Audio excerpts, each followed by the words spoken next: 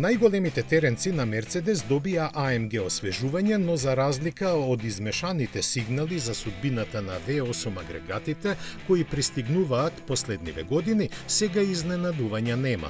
Всушност има, ама тие се позитивни. 4-литарскиот битурбо доби серија унапредувања кои го направија поефикасен и поеколошки.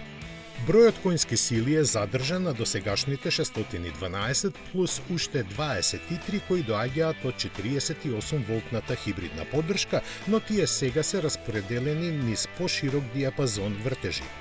Мерцедес за GLE наведува забрзување до 100 км на час за само 3,6 секунди, додека на поголемиот GLS му требаат 0,3 секунди повеќе.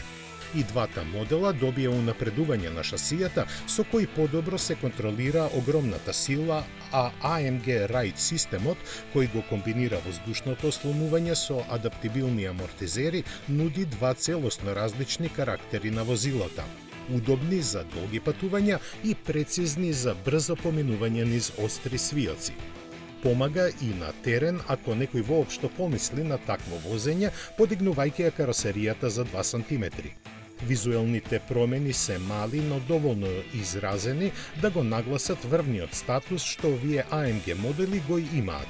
Дополнителна доза престиж донесува и мануфактур програмата за широк избор на ексклузивни комбинации на бои и материјали. Цените не се објавени, но секако дека нема да представуваат препрека за купувачите кои сакаат спој на луксус, семејна практичност и спортски перформанси.